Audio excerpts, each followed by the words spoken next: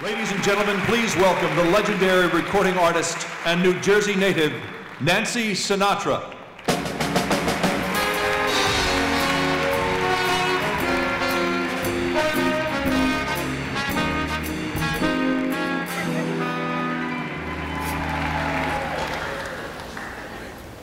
Gotta get the other side.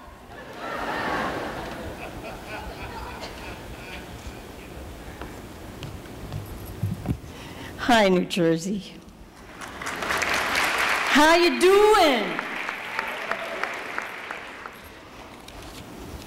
It's my pleasure, I can't even describe it, my honor to help honor our close friend, our family member, one of the greatest artists of all time, Mr. Tony Bennett. He's not just a terrific musical artist. Mr. Benedetto is also a genuine fine artist, as you saw in the video. His paintings occupy a special place in many of the great collections of the world. In a business where copying others is the norm, Tony has remained an original, never willing to compromise his musical values. He insisted that if producer Mitch Miller was going to force him to sing novelty songs, Columbia Records must also allow him to record full albums of standards with the jazz musicians and arrangers that he loved. And record, of course, he did. Alongside the singles that helped make Tony a star were dozens of LPs reflecting his preference for the music of Harold Arlen, Cole Porter, the Gershwins, Duke Ellington, Johnny Mercer, and a young upstart composer-arranger named Johnny Mandel, who arranged what happens to be my favorite Tony album, the Movie Song album.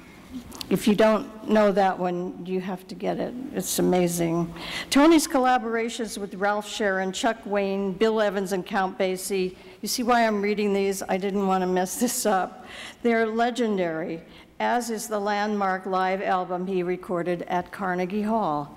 When Tony embraced the music, he had a passion for it. It was always performed with elegance, style, and class, and in a word, it is impeccable. Like my dad, Tony had a knack for reinventing himself. It's no accident that with the help of his devoted son, Danny, are you here, Danny? I don't know if Danny's here or not. Tony became a hit with a new generation of younger fans, the MTV crowd, and since the early 1990s, he's enjoyed an enviable string of Grammys for Best Traditional Pop Vocal Album year after year. Now, you know that's amazing.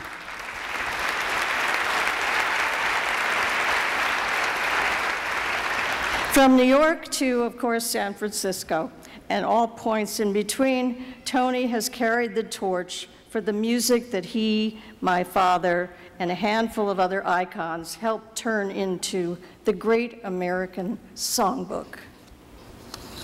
When my dad was very ill, shortly before we lost him, Tony asked if he could come over for a visit.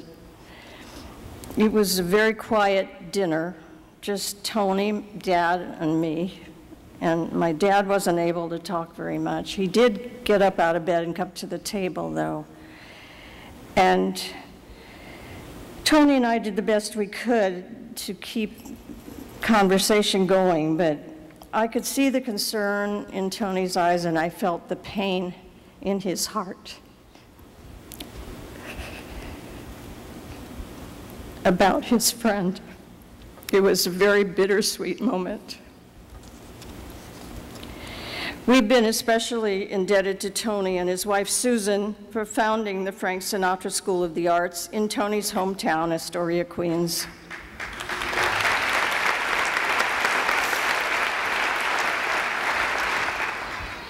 And it's wonderful that the school is among the most successful and high-achieving in all of New York.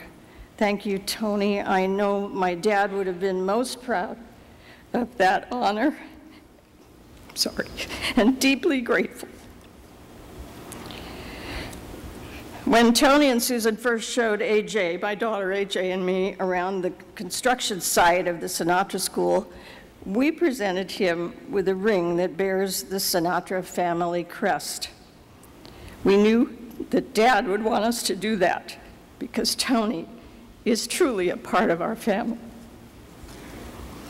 Superb performer, exquisite artist, American veteran, my favorite people, generous philanthropist, and loyal friend, qualities that are so rare. And to find them in one man is indeed a blessing. And so, it is my great pleasure to introduce for induction into the New Jersey Hall of Fame, my dear friend, my caring friend, Tony Bennett.